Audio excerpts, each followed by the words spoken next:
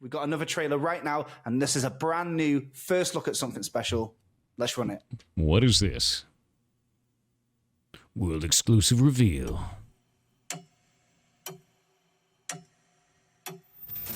Time shenanigans? Oh?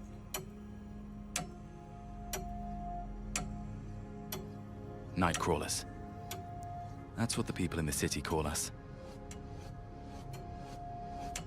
The Thought Bureau describes my duty as roam. Compared to the number of midnight operations, we spend most of our time in other people's brains, listening to what you hear and watching what you see.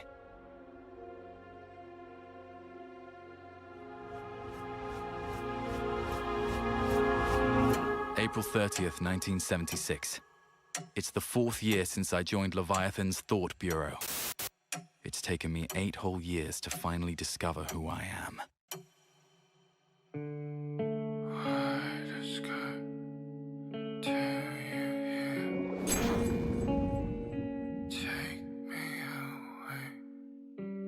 I want to play this immediately.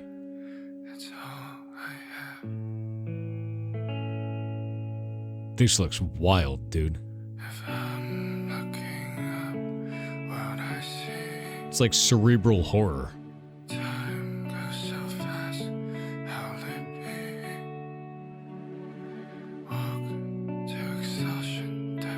I still need to play Control too, yeah. Oh god, I love the character design too.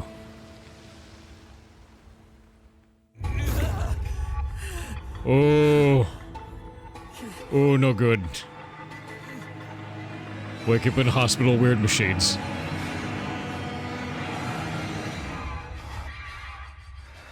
What happened to me? Oh, body horror. Oh shit, man. Oh, I love the TV hits.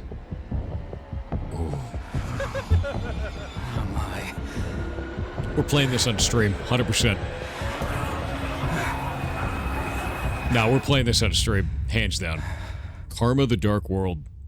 I'm wishing the shit out of that right now. That is 100% my thing, dude. Wow. Okay. That looks absolutely incredible. I'm gonna have to get. I'm looking at that. I'm looking at that in chat. Going between pictures to try and decipher what's going on, but you're not gonna have to wait. That looks too much longer wild. to learn more about Karma the Dark World, as over the next. I don't want to learn anything else. I want to play it. When does this come out? Coming soon. From today, Jake, you can wishlist on PC and PS5 right now. Done. Also, if you want a tiny bit more information, you can go to karmadarkworld.com to sign up for more updates as we go on this mysterious journey together.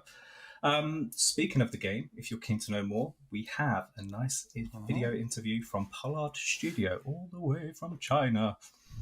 Thank you for watching our trailer. I'm Lu Chen. I'm the executive producer. I'm Yong He. I'm a creative director. What happened to me? Yeah, Karma, The Dark World is a psychological horror game with first-person narrative. We created a society under control of a company called Leviathan. The player is setting as an agent from this company. I love the TV hits, man. Is using a special helmet to dive into people's brain to search their deep, deep memories, to collect the secret they want to hide, and also to find out what is the truth, what is going on. So there are gonna be 2 lines. One is reality, and the other one is like more magical, like dreams. It's very special. Pollard Studio is based in Shanghai, China. We have 20 developers right now, and we have 5 to 15 years experience. We are focusing on developing high quality games with awesome art style and gripping narrative. Our passion is trying to provide players an audience with a unique experience, which they never seen this in their life. We are not developing a game to scare the people. I would say, although Karma is a horror game, but we focus more on the psychological aspect. It's 100% psychological horror with some body horror elements. Sometimes the tense atmosphere will grab more attention. So it will also make them better into the game experience. The story seems sadness, I would say, on the surface, but we don't want to limit the players too much because we know everyone has their opinions and feelings. We want people to share their and emotions to us. Oh man. 所以在游戏一开始的时候，我们其实是希望可以去建立一套宇宙世界观，然后我们通过不同的作品来去传达不同的情感。所以卡玛的话是这个的第一部作品，然后它主要讲述的是寻找自我跟拯救他人的一个过程。那这款游戏的话，它其实探索了关于比如说像这种惨痛的爱情，或者是悲剧式的家庭，当然还有我们都知道这个扭曲的这个社会道德观。所以 Yeah, she sounds very nervous. I would be too. 跟玩家在一起去一同体验。 It's tough to talk about the things that you're interested in, the things that you're building, you know? 那同时的话，我们也 It's 希 very 望 difficult. 说玩家可以时刻沉浸在这个黑暗的，或者说是非常迷幻的这个整个乌托邦的这个世界当中。另外的话，其实我们所有人都特别希望说，当玩家完成了这个游戏，结束了这个游戏之后，他可以去思考说他如何去珍惜当下，他如何去珍惜他身边爱的人，去思考这些事情。 Thought Bureau. Just love this. 其实我们在做这款项目的时候，我们有过很多的灵感的参考，比如说来自于电视剧 You're gonna have 双 Twin 分 Peaks, 然后还有 Counterpart, 我们的 1984, and 三位 Bioshock 宙 are their 然后书籍的话 inspirations. 有 That's 我们 awesome. 然后 That's a 当然还有 great 游戏的 lineup, 话 dude. 是来自于生化奇兵。 Twin Peaks is 那我 like 们 all of 团 it 队 is 的话 surreal 会 as 一 shit. 起大家 That's a great 去 lineup. 探索一些很有趣的话题性，比如说 I 像 love 是 that. 我们会聊，如果人们失去了隐私，如果一个 Yeah, it's a AI good 控制了 list. 整个 Twin 世 Peaks 界 is so good. 如果我们去访问别人的记忆，或者是探索他的这个梦境又或者什么样子，就如果甚至有一款药物它可以去控制人们的情绪，又会变成什么样子？所有这些独特的、有趣的，但也因为它们有因果的这种紧密的连接，所有的这些呢，就是构建我们的这个 What a good 灵感 job. 来源。 If you enjoy our games, please put us in your wish list And website. And Thank you for watching our trailer. What happened to me? Honestly, getting that kind of atmosphere is so difficult. And I love the amount of detail work in the character models. Like, look how over detailed it is. All the little pieces, you know? Yeah, it looks gorgeous. Thanks to Polish Studios for that look at Karma Great. the Dark World. Now, back in 2019, all the way back in 2019, Wired It was a partnered game. with the best Dutch export since the Street Waffle, Kayoken Interactive, to Yeah, bring easy wish list for Deliver me Us too. the Moon That's the kind of game I to the really masses, enjoy and too. wow, it went Like, down really a enjoy. storm. So much so that Kayoken pushed it to new heights and new levels, took it to what was then next gen. But one thing was always missing until now. They said it couldn't be done, kind of like going to the moon. Ladies and gentlemen, Deliver Us the Moon is coming to the Nintendo Switch. Don't believe us? See for yourself. Space! Yeah, I don't think you've seen this.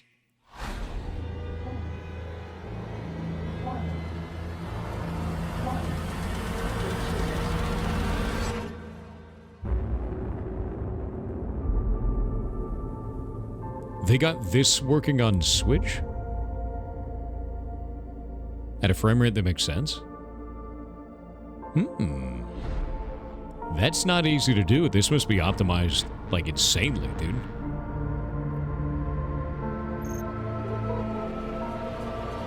Optimizing that is not easy. They'd have to optimize the shit out of it, yeah. They would have to. Even with more simplistic models, it's very difficult.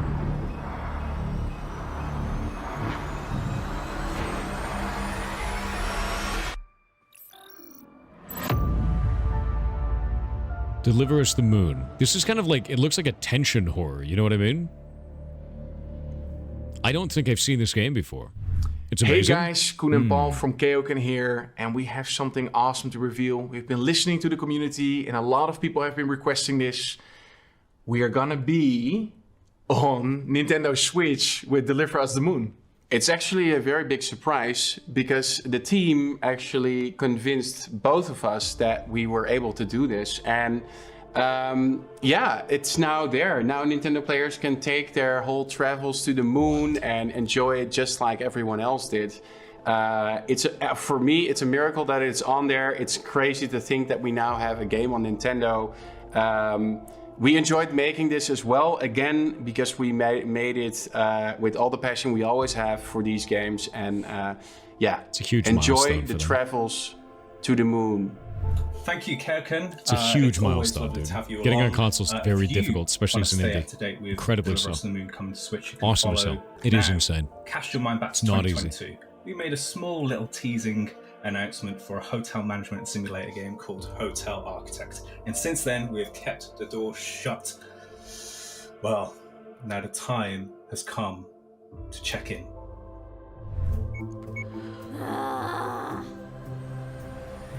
Hell yeah.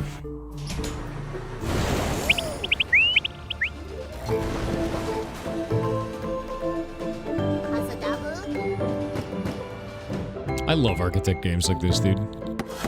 Yeah.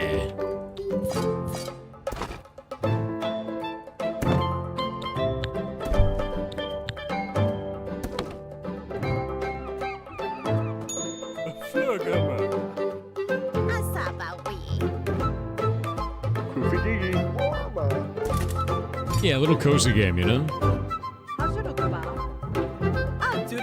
Like Prison Architect, without the crime. Maybe a little crime.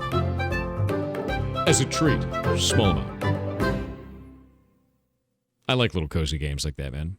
I actually always liked, like, architect games too, where you can build out, like, whole businesses or towers or whatever it's going to be. Absolutely amazing. Fun. We are now joined by the mighty and wonderful Axel from Pathos Interactive. Hello, how are you? Hello, I'm good, thank you. For the people who are checking in to Hotel Architect for the first time, how would you describe the game? Yes, so Hotel Architect is a simulation tycoon game in which you build up hotels in various exciting locations all Having over a the world map is kind of interesting. And I would say the game is all about letting your creativity loose as a godlike hotel entrepreneur. You can design your hotels the way you want, experiment with staff and guests in different ways to make them happy or miserable if that's what you want. So basically it's a very sandboxy approach.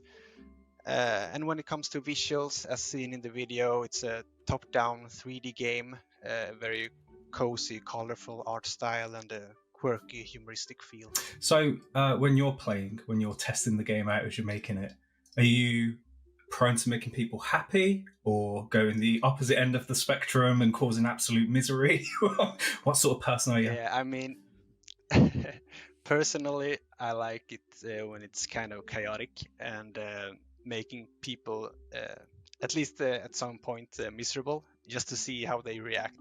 But yeah, I mean, that probably comes from when I was a kid and played Sims. I mean, the funniest thing about Sims was to make the family miserable. Yeah. Remove the ladders from the swimming pool. Exactly, that's a classic one, yeah. Ah, the joy, the joy.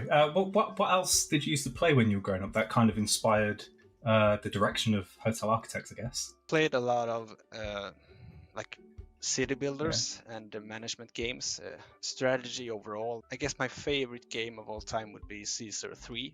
Actually, there are quite a lot of similarities with the Hotel Architect. So even if it's more like small scale and modern business game, Hotel Architect, it's still got some similarities with the classic like city builders. So you've mentioned some of the similarities, but what are some of the things that set this game apart from other games within the genre? One thing we have in Hotel Architect, which is very rare in tycoon games, is the building system where all tiles and walls and items you place are built up manually by characters in the game. I like that it builds it out slowly instead of like a whole room pop, you know? Kind of RimWorld-like, yeah. Get your wall smashed in while you lie in bed at night, or if someone comes and installs a new shower while you're sitting on the toilet, you probably won't leave a very positive review when you're checking out from that hotel. I like watching the little guys build too. Yeah. So speaking of the sandbox mode, what are some of the features of the game that people can play around with in that sandbox mode? I like to build like crazy. You can actually zone different types of areas within one room. So if you want to, you can like place a toilet in the middle of the reception. It's chaos. Yeah. It's chaos. These types of games are but very difficult to get that's- them perfect. Yeah, you that's gotta. It's how a I like to managed play it, chaos because for this sure. game You mentioned that you can create your own menu, and obviously you can build locations all around the world. Does local cuisine feature? Yeah, we actually plan to have like one Well, that's kinda unlockable, cool. meal or dish per location. So yeah, that's for sure in the game. Amazing, amazing. I love me some good grub. I like that. I always like it's the best cooking thing games about where they traveling, take like a let's be bunch of honest. different You go food to that a I've never seen hotel, before, and there's you learn something about the that you've culture. never seen I like that a before on lot. the menu. Like, for example, Yeah. go to Amsterdam, it's like, yes, I will have the bitterballen. But I digress. So for those like who have traveling, but never in the game, you experienced know? a Pathos like that. interactive joint before, what can you tell us about the studio and the team that are working on this? Yeah, so Pathos Interactive, we are a Swedish game development studio founded by me and two brothers, Christopher and Alexander Anderson, about 9 years ago now. We are now 5 developers in the team, and Pathos is focusing on strategy games, but in a quite broad sense. Our previous game was a competitive real-time strategy game called Bannerman, and that was very much a passion project since everyone in the team grew up with classics like StarCraft, Age of Empires, and City Builders, and we wanted to contribute with a fresh game in that genre. But our current project, Hotel Architect, definitely derives from passion as well. As I mentioned, I'm a fan of simulation games and city builders. So yeah, it's like we are creating the games we love and want to play ourselves. For a moment there, Good. I thought you was going to say, That's the best I reason. myself am a hotelier and I own much land and many establishments. It's honestly the best reason to make games, man. Because you want to make games and you want to make We all something that wish. you can play, that you're going to have fun with. get Love to the seeing end of indies this. like this, man. What was the moment that made the 5 of you go, yes, Hotel Architects is what we're making? Like, did you all go on like many hotel trips together? Did you all, hack into the mainframe of like the Marriott and look at all their finances and stuff like that? What was the exciting twig that got you all? Yes, for legal reasons. If you did, that don't admit happen. to that. Sure. No, but actually it was Christopher, as I mentioned. He was on a trip with Jonathan, another developer, and when they were at the hotel, they realized, okay, there are so many things that can like go wrong in a hotel, and there Yeah. are so many like logistical chains, and so many parameters that have to just Did work any of them get their to get walls a hotel smashed running. in while they're trying to sleep? I'm not really sure about the walls smashed in, but they experienced a lot of like unpleasant stuff.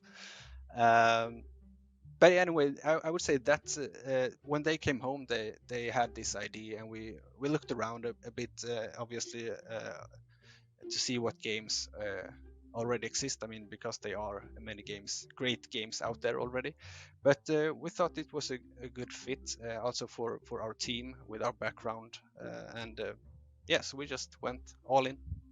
Amazing. That's good. So finally, Honestly, what it's can really nice to players see that. expect, It's like from really refreshing Hotel to see that. Architect moving forward? You want to have- to look forward to. Like anytime you have an indie that just doesn't feel like they're pressed upon to make something immediately, or they can have to release it, they just end up making a expect, better game. vibrant and amusing, sometimes chaotic simulation This game. dude completely But exudes that. with mechanics great that to see. allow you to experiment and play around with different strategies. You will actually start off in Gothenburg, my hometown in Sweden, with the objective to build a hotel suitable for backpackers and sporties. And that's basically how the game is that's designed. since You unlock a 1960. new Who made you this location, way? with some kind of Ooh. challenge or scenario, and then when you completed that scenario, you unlock a new location and also the sandbox mode for the This location area is as rather well. near mine. Nice. But also, finally, cool though, man. you can expect Hotel Architect to be released later this year as early access. And Early access we are is so here. excited at this point. We're now designing the levels that will be part of the release version, and we are implementing the final major features. I like the choice for graphic design and too. it's so nice to see all things come together so well. and we can't wait to share this with all gamers out We there. can't wait either. Thanks for joining us. Let's crack on. Yeah, looks good. Looks good. Those types of games are very difficult to make in terms of kind of like AI for the creatures, for the units. So that was Hotel Very Architect, and we can't wait to share more with you as the year goes on. There's already an early access roadmap that you can check out. Remember, you can wishlist the game on PC. And if you're watching this live, then check out the chat and you can join a Discord and stay up to date with all things Hotel Architect. Now, usually in these things, you come to the adverts where people spend hundreds of thousands of dollars for 10 seconds of fame. However, we're doing things a tiny bit differently this time, Jake. As people may well know, we are big supporters of Safe in Our World, a video game mental health charity, which brings comfort to people who not only play our games, but also make our games as well. So we're going to hand off to our wonderful friends at Safe in Our World to Thank you tell very you a much bit for those about gifted what they're up subs. to. That's super nice of you. Hi, I'm Sarah. Safe in Our World is the global mental health charity for the video games industry and its gamers. The main goal of the charity is to create and foster worldwide mental health awareness within the video games industry and beyond, to eliminate the stigma I'm gonna look them up. surrounding mental health, make it a natural topic of conversation, and I didn't know empower about them. people to reach out for help if they need it. The charity was launched on the 10th of October 2019 on World Mental Health Awesome Day, charity. and How many of you has guys know since who they then are? grown at a fast rate. As part of the launch, a poignant game called Fractured Minds was released across all platforms globally to support the charity. The game was made by an aspiring developer, Emily Mitchell, who entered a game development competition and subsequently won BAFTA's Young Game Designer Award in 2017. The game was made by herself and focused on her personal journey through different forms of mental health, from anxiety to depression to claustrophobia. Fractured gonna Minds look into it. created these feelings in every scene. Yeah, because If you we're always haven't looking for played new it charities already, to donate I really to urge you because to. you guys It is a rack up so much wonderful donation but emotional journey. money for charity. Ever since inception, it has always So been some a of you goal guys of think the they're awesome charity yourselves, so to I'm looking at- organise an event Yeah. where aspiring game developers Yeah, I'm have looking the at the website now. opportunity to create games around the topic of mental health. So, I'm excited to say that today we are announcing the launch of the first ever Safe in Our World Mental Health Game Dev Champions event. As we now know, the charity was launched on the eve of a pandemic, which I actually think was pretty good timing. There were many Yeah. dark days for many of us during that time, and I don't think we'll ever truly know the impact of that time.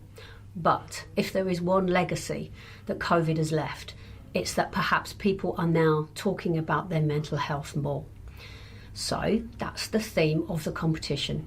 We want to continue this vital conversation and encourage people to express what they went through and how they felt by making a game that means something to them, like Fractured Minds meant to Emily Mitchell. Registration is open from today until the end of May, and you can find all the details on our website of how to get involved. So just visit www.safeinourworld.org, and the official start date will be the 1st of June. That's There awesome. will be categories for both solo devs and small teams, and a host of awards and wonderful prizes, including a showcase of all the winning games. So please take part and please share your story. Safe in Our World has already helped hundreds of thousands of people around the world, and with your support we can help many more. Please help us spread the word and make stigma around mental health a thing of the past. So I just want to say a massive thank you to all the partners that has made this event possible, and good luck to everybody. So thank you to Safe in Our World. And great news for you fans of iridescent blobs out there. Lumote, the Mastermote Chronicles, back in 2022, launched with its meditative mix of puzzly platforming, and it came out on the PlayStation 4 and the Xbox, the Switch, the PC. I'm going to look into that charity. Well, there's a whole Yeah. new slew of consoles out That's there. awesome as hell, And so, actually. to I'm gonna make link them in sure chat. that you can enjoy that relaxing mix of Lava Lamp-esque gameplay on every high-definition console there is, well, there's going to be a free upgrade later this year. On top of that, though, there is a fully playable co-op mode being added as well. So keep an eye out for more information all about that soon.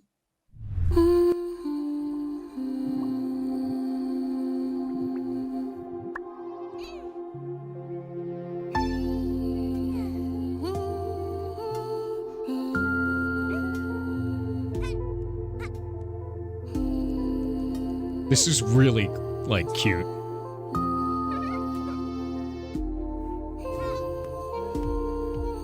It's like a charming kind of a soft feel to it.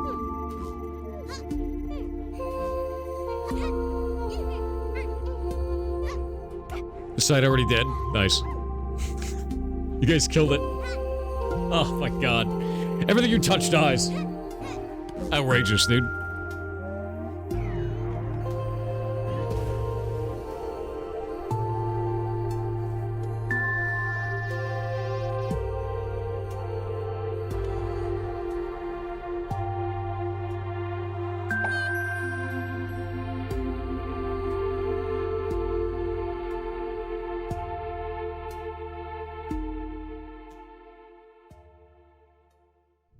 Now, Jake, I don't know if you remember, the last time we did a Wide Direct, we were all in lockdown. Right. Everyone was working from home. We had just transitioned to trying to find this new way to communicate across borders because we weren't sharing an office anymore. And none of that came into a fascinating spark of insight than Leo being trapped in Italy. Now, he had a very interesting experience while he was over there doing some work on his family's land, shall we say. And it's kind of sparked something, a pretty juicy idea.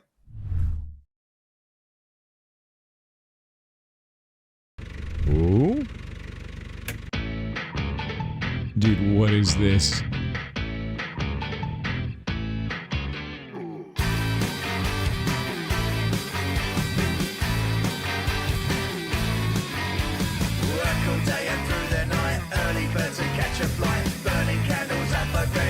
It's always been your thing. Slash and grab in the rain, digging dirt for gold again. Leave it out. Dust cloud in the sun, clear the decks. 4, 3, 2, 1. I dig that. All right, that was your very first look at Dig VR. And to learn a little bit more about the game, we're joined by Ben from Just Add Water and Leo Zero, the MD from Wired, who got a bit of a bit like Thanos. He got a bit of an introduction before the trailer. It was too easy. And we I had to teased take the story of how Dig VR came to be, actually. So I think it might be a great idea to hear directly. So Ben, Leo, welcome. We just saw Dig VR, and we heard that it was something to do with a wall, an Italian estate, and lockdown. So Leo, would you like to talk about how this became such an origin story? I can't play VR games. Yeah, happy they to. They make me throw up, but basically, I like digging. February 2020, lockdown was just, it hadn't happened yet, but COVID was just rearing its ugly head. We'd just been to PAX in February, and it was obviously the last PAX, but it was probably the best PAX ever. Came back from PAX, was feeling a little bit ropey, had to go to Italy to look after my dad, because I used to go every sort of 2-3 weeks just to keep an eye on him. Got to Italy a couple of days after PAX, came down with a cold, and it was a normal, innocent cold, and I'm like coughing and spluttering, but it's a cold, and all my relatives over there are thinking, you're going to kill us, And I'm like, no, I'm not, it's just a bloody cold. Anyway, a couple of days later, the cold went away, and it wasn't COVID. And I phoned up the office and said, right, I'm coming back to the UK. And they said, no one wants you back. So I'm like, what do you mean no one wants me back? I'm the fucking MD. And they're like, no, if everyone comes back, if you come back, they're all going to mutiny. So I was sitting in a countryside farmhouse, and my window to my left was overlooking the Tuscan hills. And I'm looking at my screen at the people in the office, and I thought, you know what, fuck this, I'm staying here. So I stayed in Italy for lockdown. And after a couple of weeks, I got a bit bored, and I kept on looking outside in the garden or in the kind of the sort of the fieldy bit, and there was this long wall. See, about 50 don't meters waste time, make things. And it was looking a bit sorry for itself. So I thought, you know what? I'm going to borrow my cousin's digger. My cousin's tractor. Go up to it and take it down. I mean, what could go wrong? So in a tractor, starting to smash the wall. And obviously it was the wrong tool for the job. So I hired a digger. And obviously, you know, health and safety aside, they dropped off the digger and said, can you use a digger? Yeah, of course I can. You know what I mean? And they gave us the keys. So I'm in a digger with the two controllers, and I'm like, you know, up, down, forward, jumping. Fucking hell, this is not working. And I'm you had no idea how to use wall. And you know, after quite a few failed attempts, I finally got into the groove of using the two controllers, and then every now and again lost the controls because it's one of those kind of learning things. And I had this kind of eureka moment. I thought, you know what, this is almost exactly like you were in a game and you were boarded in and you're learning the controls. And then I thought about it, and I thought the two controls are almost identical to VR. And imagine what this would be like in VR. So I'm like, the idea sort of stuck. So I came back to the UK after many months. This man matrixed himself. And mentioned it to my teammates, and they said, yeah, good idea.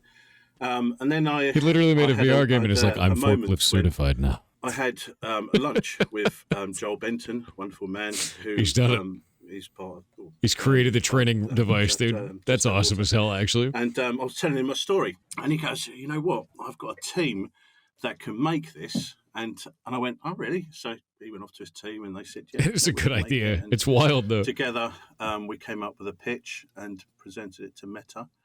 And all of a sudden, 2 years later, you know, we have Dig VR. So those ideas of, these games coming from silly ideas, you know, they sometimes do. They do. They super do. He's right. And silly so ideas that's a become cool games. Story. And you mentioned Just Add Water, and of course we're also joined with Ben here from Just Add Water. So Ben, I assume that you're taking some responsibility for this game. I'm taking no responsibility. No. Yeah, it was interesting. Obviously, when we first had the meeting with Leo and the rest of his team, and they kind of pitched the grand idea at the top of it's a digging game, and that was kind of the overarching thing. And then we needed to fill in the rest of that gap between it's a digging game and game, you know. So it's like, what can we do with it? And funnily enough, I was at the time on the call. I was sat in my lounge and just looking out the window, and someone opposite was having their driveway dug up at the same time.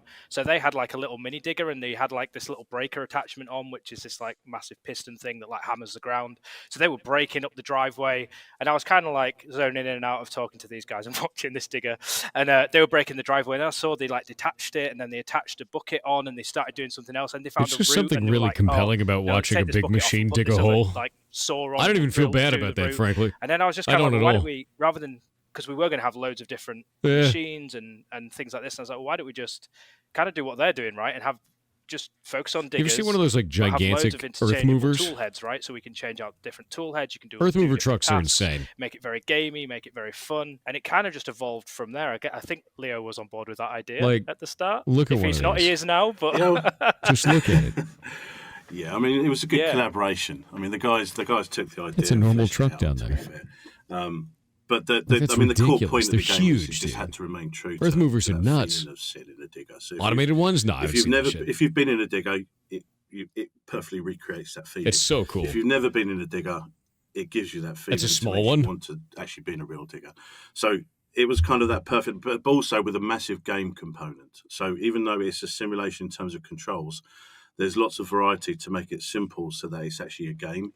So it's a sim but game. So it's a really unique hybrid, but the controls are spot on. I think it's like we're describing it as sim light, right? It's sim light, authentic controls, but with a like arcadey twist. So there's a lot of things in there, like you use the digger in a bowling alley, you use it to play hook a duck, you use it on a ball pit, in a big digger though, in like a kid's ball pit, right? So again, we wanted to not do that kind of traditional, hardcore heavy sim. Cat plant near you? That's not what it is. Those? And again, the platform doesn't really kind of allow that terrifying. kind of uber they must physics, be huge, uber man. sim. So we had to focus on like really enjoyable gameplay, but whilst keeping that sense of authentic controls and nailing that right, because it's hard to master. Easy to kind of learn the controls, but really hard to master. And then when it clicks, you get in that flow state, right? And you just kind of, you just zone out and you dig in the dirt and zoning out. So we wanted to tap into that. So we have kind of mashed a lot together to try and make it appeal to more than just the hardcore, digger or excavator fans. We really wanted to broaden that appeal. That's cool as hell. Personally, it's always interesting to see like wild ideas like this. I think it wasn't too far coming out. Like wild ideas that turn into an actual full-fledged game. It's like, I've blown up a wall on a digging machine. I'm gonna make a game about that. Say hello. I got a game. Like, do you want to see our new game? I was like, anytime you think your idea for your game is like weird and no one's gonna like it, videos of him make on a digger, and I'm like, Leo, that's you on a digger, and it's like, no. This is our new game. I was like, okay. So I'm so happy that this chat is happening and that it exists and that you found a way to make it such a... you've managed to gamify it in such a fun, cool way. Yeah, I mean, it was a good... I mean, it was, sometimes the penny drops and something feels right, and you question why hasn't this been done before? And I'm kind of glad it hasn't, because we kind of got in there, but through something real, and a game's come from it, but the connection between the two, I think, is what's going to push it forward. It really does feel like you're in a digger, and if you've ever been on a digger, it's a big boy's toy for everyone, but it just feels so good. Must dig the hole. I mean, there are some... Chad, it needs to be dug. Meta... I've got to thank the Meta team, because they 100% got into the idea, spoke to their team, and they were like, yeah, I've been on a digger. I know what it's like. My boy's been on a digger. I know what it's like. Dude, I've never been on one. I mean, Joel, he completely got the idea. The Just Add Water team completely got it. So this has been a true collaboration where everyone's just thrown in, all their sort of passion and all their... I'm definitely missing out. It's a game. It's a game. No, there's a game I could use for it. It's just a bit of a simulation, but there's a lot of feeling. A lot Brent of wouldn't try it out. It's very, very, very personal. So for me, it sounds like time. I still got some of my dad's sort of voice in the back when I'm mashing up this wall saying, what the fuck are you doing, boy? You know what I mean? So, I've got, bless him, he's not here at the moment anymore. So this is kind of to him and to everyone that's had those sort of moments. So, yeah, we've got to make people proud with this one. Well, I mean, as of probably 3, 2, 1 now, the Meta page is live if we've timed it really well. So if you type in Dig VR on the Meta store or the Meta page website, you should be able to go to there and wishlist it. Pre-orders are not ready yet, but you should be able That's to wild, man. VR it. games are so freaking wild to me. I don't even know how to build them will be live and because I'm allergic to VR. I do this glorious thing where I throw up. Real diggers to promote this. So stay tuned. Yeah. Watch this space. Wishlist it, tell your friends, and this game is going to be a lot of fun. It's a VR game to practice driving an excavator. They just wanted to make a video game about driving and then digging, digging stuff. So, now for something a little bit different. Now, as most of you might know, Bulwark: The Falconeer Chronicles released on March 26th to much I get crazy motion sick on VR. I get motion sick so bad, dude. What a legend. What magnificent hair. What magnificent style and fashion. He's great. But has Thomas been taking any time off since launch? The answer is no.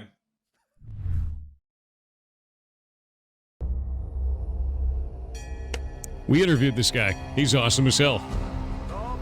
This game is beast. I had to put it down. The Orthodoxy holds the power to increase your settlements. Yeah, this game is awesome, dude. We represent the bannerless on this day, and they have deemed you unworthy of further fighting.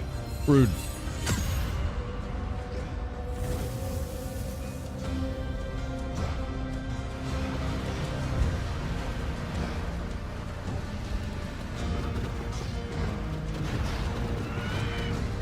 Oberon's gate remade. We can import resources and reconnect with our lost kin. This is a great day.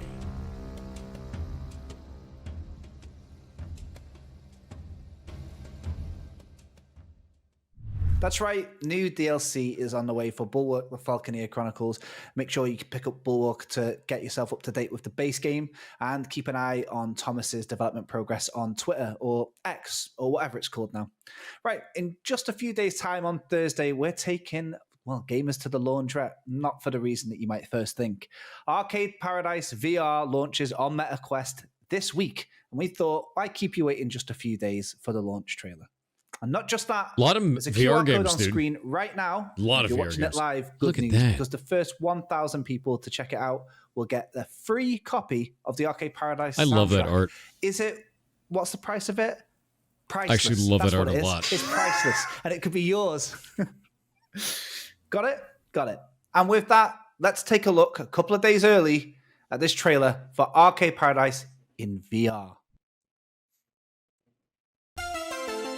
Oh, welcome to Arcade Paradise. So, you know, some classic arcade sim management simulating. Let's play. Oh, I miss the arcades. Go fast. Yeah. Dude, what? Is that gum? Oh, that's really grim, dude. He is. He never misses. Oh, wow. Yeah, that's definitely a stain. I've been there, buddy. Oh, now we're talking. We've got arcades. That was amazing. Are you This guy running an really arcade played in that this? A little too much. Whoa! Let's do it. Whoa, look at this place. This is insanely cool. It's getting better and better. Oh my god, I'm amazing at this game.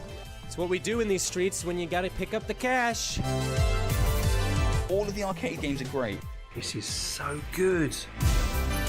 Oh, where's my car? Kind of jamming out to the music. Coolest Quest release I've played so far this year. I'm gonna be real with you. I didn't expect an arcade simulator like that. That's freaking wait, rad, what? dude. Yeah. How cool is That's this? cool as Y'all are shit. seeing my new office, which is very messy and still not set up. This is mental. I just put an arcade machine in my room. Well, dope. I guess I can just play games in here. What an interesting goddamn idea. Legitimately. Like, that's a really interesting idea to do with VR. Like an augmented reality system where you actually have, like, a cab sitting in your office.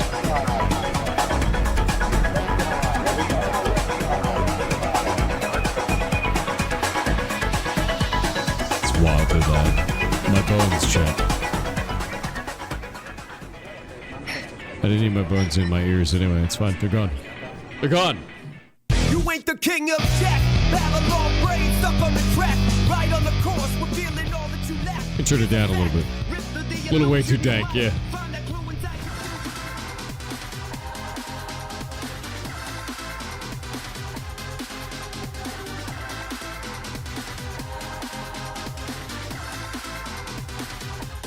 A lot of these games are freaking sick, dude.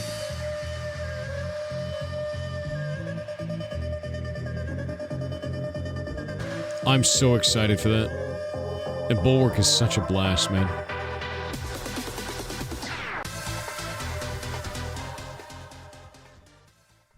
So the Wired Steam sale is going to be featuring some of the latest and greatest games from Wired, as well as some of the classics from the attic you might not have checked out the first time round. Hey, but listen, we tried to keep this as full of content as we could, but what's a presentation if you're watching it without one more thing? Nice banana suit. I'm a long lemon. How dare you?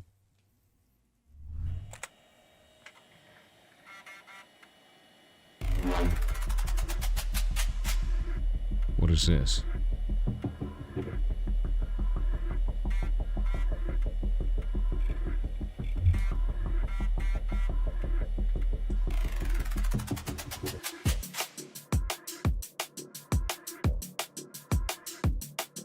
What are they doing?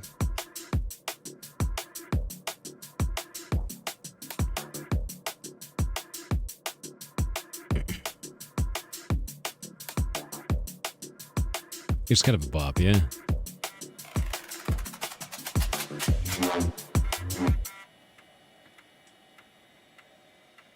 So there you have it. That was Wired Direct 2024. What? And did we What? deliver? Tons What? of gameplay, loads of interviews, stuff, premieres, and that's not it. Me and Aaron are going to go and have a well-deserved cup of tea now, and as we disappear, you can No, watch you some tell me what that pure, was. unadulterated gameplay of all the games mentioned, well, all the games we're allowed to show at least, at the Wired Direct right after this. And if you're watching this live, stick around in the sidebar, you'll be able to see all the information about all of the games that are featured today, as well as lots more. Like we mentioned, there's a Steam sale right now if you want to get yourself familiar with some of the previous titles. And for everything, I want to know what it that's is. coming, make I'm trying sure to think. Wish list, as we mentioned, all of the links are right there. Just Ica. wish list, check out the games there. You can pre-order some places. You can wish list it. Set Some you this can up. buy in just a few days at Arcade Paradise VR. I hope you had a really nice time. Thank you so much for joining us. Have a really wonderful rest of the week. Bye-bye. I don't think it was just an outro. It's a secret game. It's LKing? I want to know now. Oh.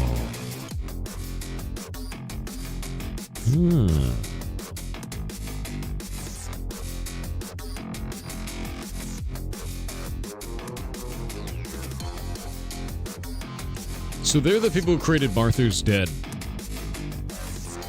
Yeah.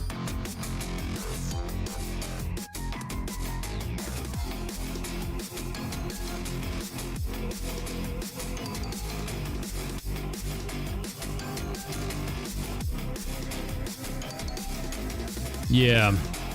I'm interested to see what they make. Something secret. Yeah, the music is pretty rad. I love that arcade game idea. That's just nice.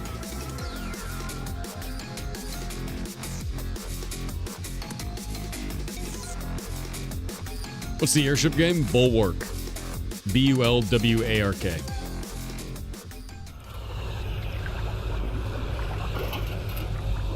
The arcade game is out in non-VR already? Oh, that's sick. I'm activating tutorial mode. That was the Frank Time Warp. Frank Time Warp is a trademark of Cool Toys. Frequent usage of Frank Time Warp can cause vomiting, headaches, diarrhea, and explosions and death. All users is at your own risk. Wow, that was weird. Ooh, billboards! A perfect fuel source! Jump on them and let me feast! Dude, I want to play this. Look at this. That was delicious! The cat is so much fun. Just look at, like, the range of motion on this, too. It just looks fun to move around, you know? Hey, what is that? Somebody help me! The unicorn.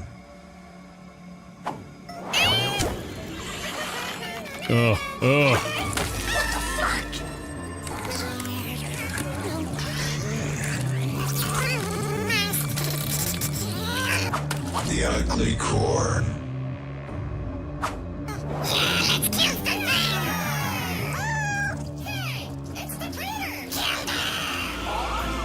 Wow, boost an attack for lot more action!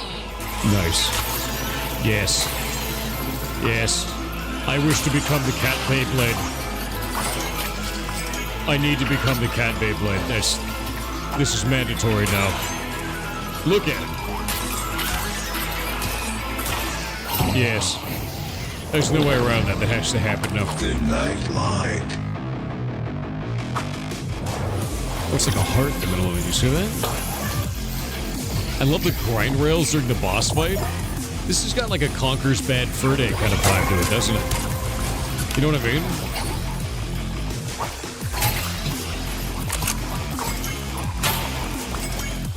Yeah, it's got like a Conker's. I love it, dude.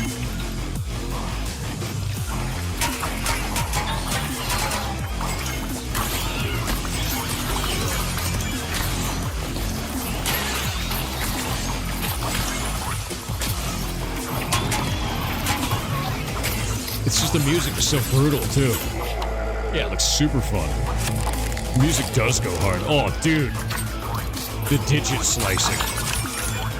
Just seeing like an execution move like that is just freaking sick. Too much motion blur, though? You probably can turn it down in the settings. No, not a roguelike. I think it's just a story game. Yeah.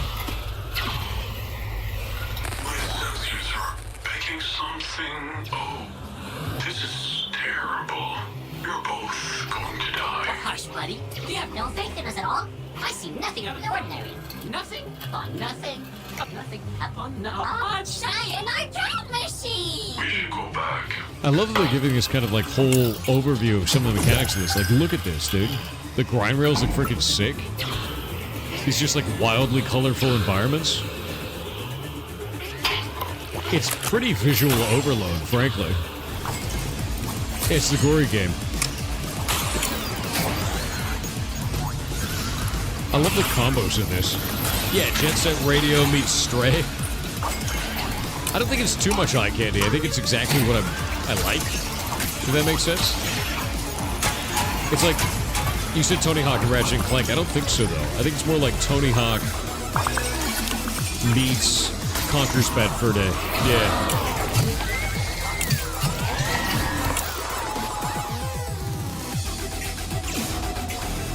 That looks sick.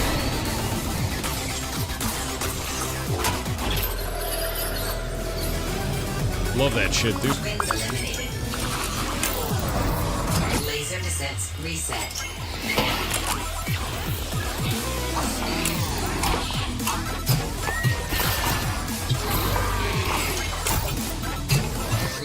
assets activated. Dude. The combos in this are wild. This actually looks mechanically difficult. Is it too loud? I'm gonna turn it down a bit. This actually looks mechanically difficult, man. Like, the game actually looks mechanically difficult, which was not what I was expecting. The environments are, like, crazy detailed, too. Super Meat Boy vibe to it? To the music? Yeah. I love the monster design. They're, like, meat machines, you know? Bulwark is so good. I love the shit out of this game. I've been playing this a lot, actually. Like, I've actually been playing this quite a bit. Yeah. Bulwark is very, very fun and interesting. Played on stream? I should. I should, actually.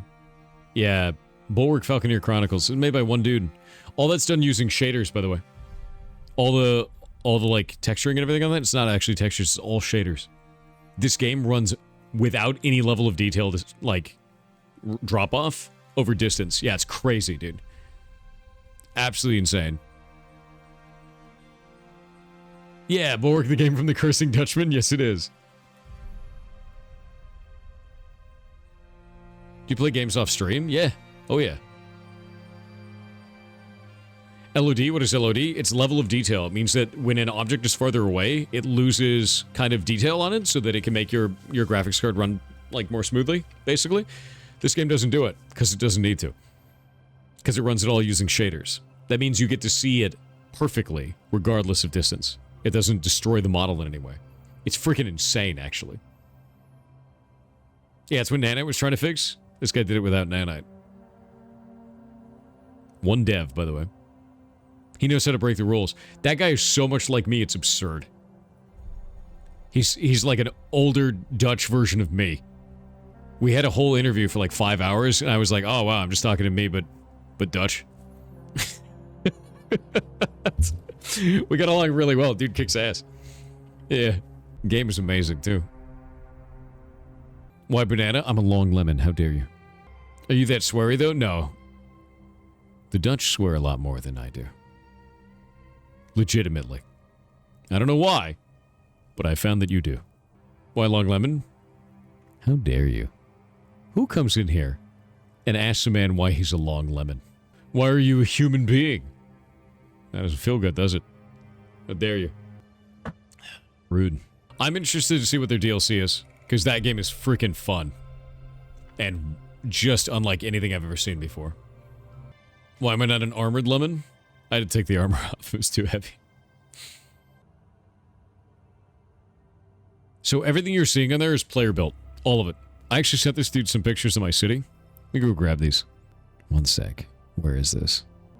I had to post this whole thing. I was like, dude, I played your game last night and I can't stop playing your game.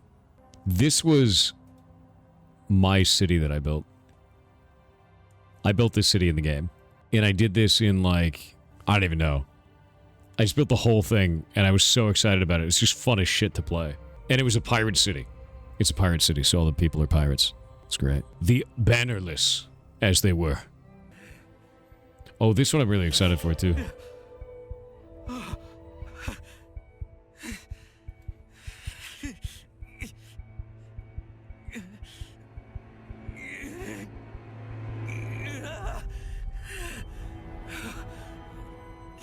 God, it's so much body horror. It's so much body horror. Yeah, a little bit of Dark City vibes. No, dude, totally. Or City of Lost Children, Dark City, like all that shit, yeah. Oh, did you see that transition? Right out of the cutscene into the character like that? Holy shit. I like that. That's a good feel. Ugh.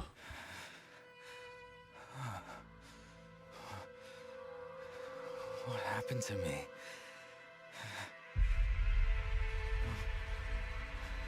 Who am I?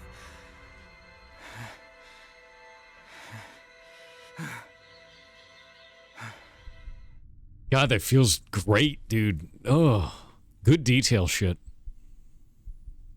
The Thought Yeah, Bureau's missions that's a are lot of always love that went into that. To make it Handlers and horrifying. operators maintain a neutral relationship with one another. The more they know, the more dangerous it is. In the operations, everyone can be the hunter and the hunted. I love the TV heads. That's what the people in the city call us. The Thought Bureau describes my duty as roam.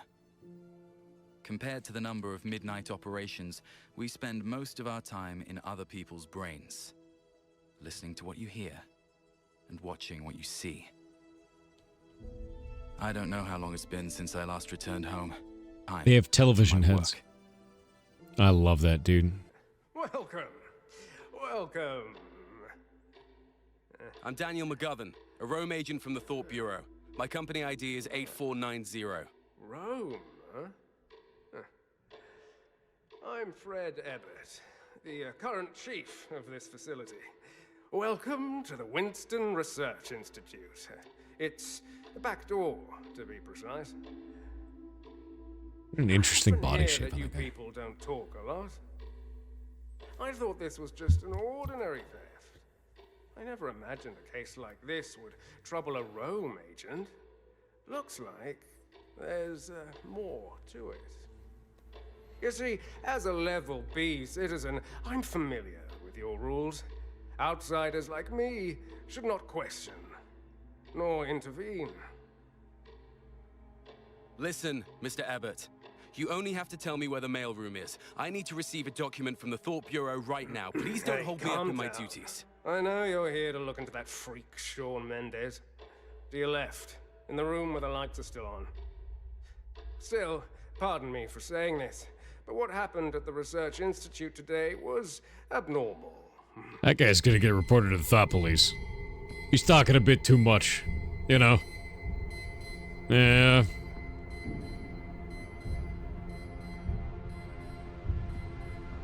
Dude, look at like the weird mind corruption shit. Ooh. Oh. Oh, don't touch it.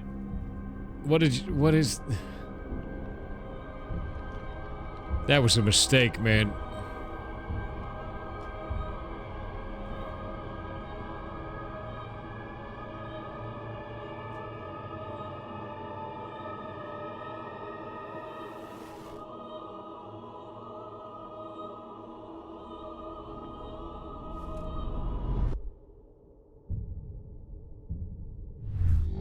Oh.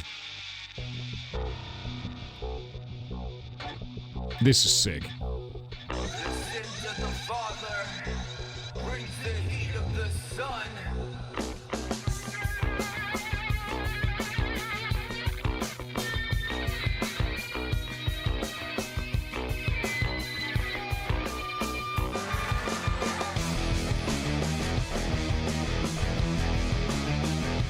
I love it, dude. I love it, dude. You ain't the king of Jack. Babylon brain stuck on the track. Right on the course, revealing all that you lack. Here's a fact. Rip through the illusion you might. I love the idea of having like an actual virtual arcade like that. Honestly. I think it's just cool as shit.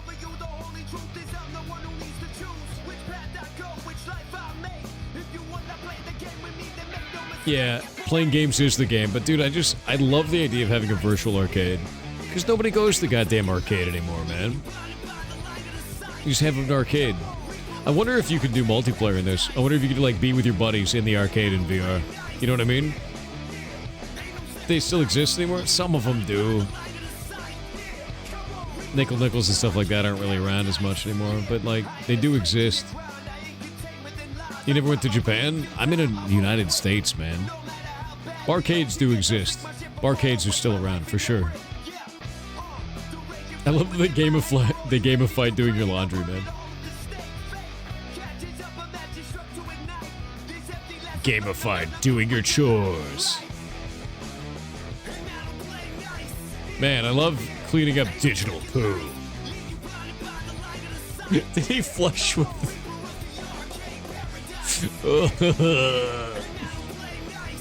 Don't flush with that, man.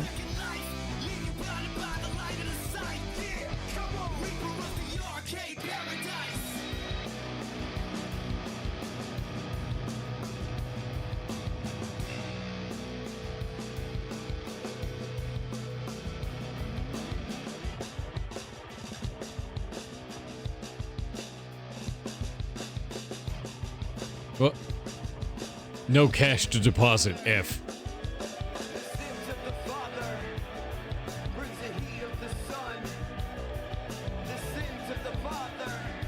I love just weird gameplay like this. I also love that, like, the graphics on this are just so intense. They're just, like, so arcadey. They're so over-the-top cartoon, while the environment is, like, grunge. You know? This is the future of games right here. Playing a game on your virtual tablet while you wait for your virtual laundry in your virtual reality.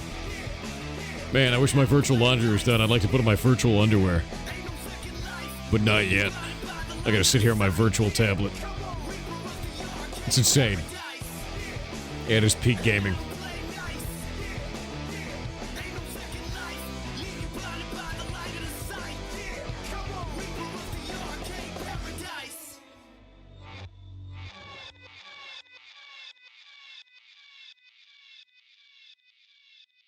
I love that, man. It's such, like, simple little things, too. It's just a bunch of mini-games. And I just like mini-games.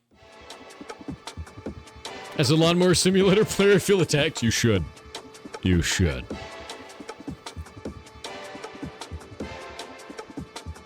Oh? They got the plasma orb to work in VR. Look at him. Look at him, dude. He's gonna give you the fortune.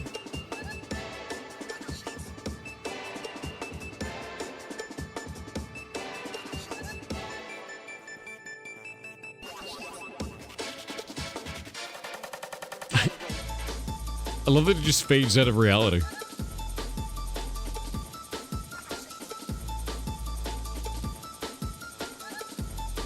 What do you mean rank S for doing your laundry, dude? What does that even mean? You did your laundry. Wear clothes to go to work. Rank S.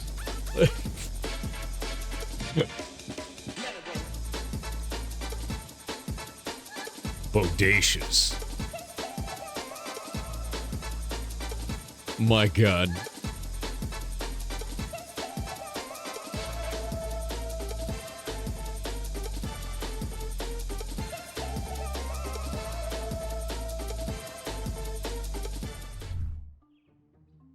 We watched this one for a little bit too. I love stuff like this because I play things like Prison Architect, and yeah, it's nice to have these types of. It's even though Prison Architect's a bit more intense. I like these types of things. I really like simulation management stuff. I enjoy it. I know Prison Architect 2 was delayed. I know.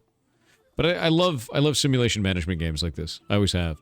I used to play this phone game a long time ago where you actually had to run this tower. This like tiny tower thing. I think it's from Kairosoft, if I remember correctly. But it was like this big tower and you just had to build a bunch of buildings and stuff in it. I also loved the Fallout one. You remember the Fallout Shelter? Yeah. Fallout Shelter is good. I enjoy that. Which is weird, because it was like a little spin-off game, but I love building management games like this. Same shit. Optimization is my god. Yeah, dude, I love that stuff. That's why I like stuff like this, because it's just like... It's... You know what it reminds me of? Do you know why I like games like this? I just realized. It's because I have ant colonies. That's the reason. They're like little ants. They're like, oh, look at him do the little task. Look at that man do the little task. I get to see him from the sky. Yeah, that's exact... It's ant colonies, dude. They're an ant colony. And I love watching the ant colony. That's all it is. That is 100% all it is. I love it. This, I think, is insane. The amount of performance increases they'd have to do to get this working on Switch is mind-boggling to me. The fact that they got this running on Nintendo Switch is crazy, dude. Yeah, not through cloud gaming. They're doing it all through Switch, man. Like, on the hardware. Which just blows me away. I think that's the thing that really gets me about this is like, while some of the other things are technically interesting in a way where it's like, the game is really cool, this is interesting in the performance metric way. Like, you never see a game get like this kind of get optimized for Switch, you can kind of tell, you can. But the fact that it's running on Switch and actually works really well is crazy to me. Maybe a better Switch coming? Dude, they have to. The Switch is like 7 years old. It just can't keep up anymore, man. Should be into the walled garden of Nintendo? To be honest with you, I don't think it's a walled garden. I think Nintendo made a move that made their console more accessible to indies than any other console at the time. If you look at PlayStation and Microsoft, like Sony and Microsoft, it was $15,000 a year to rent a dev console at the time. You couldn't, as an indie, do this. Yearly cost. And Nintendo was like, hold my beer. And they made it so that the Nintendo Switch dev kit was $400 one-time payment. Like, every indie went Nintendo. And you know what happened? The whole market collapsed as a result of this. Like, Sony, Microsoft, they dropped their fees into the floor. I think Microsoft's is just a download now. But Nintendo had already captured the market. It's not a walled garden. It's not like an aggressive, negative thing that they're doing. They just did a better business model that attracted more users. Like, I think that's a good move. Nintendo's awesome for that. They're less awesome for other things. They do make their mistakes, but like, that move, that allowed indies to get on console for the first time without a publisher pretty much forever. That's huge. That had never been done before. And to be real with you, the Nintendo Switch printed money as a result of this. It printed so much money. Crazy, to be honest with you. Yeah, they do make good choices sometimes. Yeah, that was a W. That was a huge thing for the indie community. That's why you get things like Shovel Knight and Switch, man. You get so many indie games in there, it's crazy. The Switch sucks though, it does now. When the Switch came out, it was revolutionary, man. It blew people away. It was the most powerful thing in that form factor that existed. And now we're like 7 years later, 8 years later. It just doesn't keep up anymore. Like, Nintendo has to adapt, and they will, because they always do. Nintendo always does this thing where they make a bunch of weird consoles. They always make weird stuff. All the time. My question is, what will they do next? To be honest with you, I know this might sound weird. I think at some point, I'd like to see Nintendo release a phone. Now that sounds weird. That sounds really weird. But if Nintendo released a phone with the power of a Switch, I'd lose my shit. Yeah. That's a crazy take. I know, I've thought about it for a long time, though. I've thought about that for ages. I'm like, why don't they just have a phone? Actually true, yeah. Because to be real with you, no one wants to carry around a Switch and a phone. Both. Give me both. Yeah. Oh, I think that's it. That's the whole deal. That was fun, man. I actually really enjoyed doing that.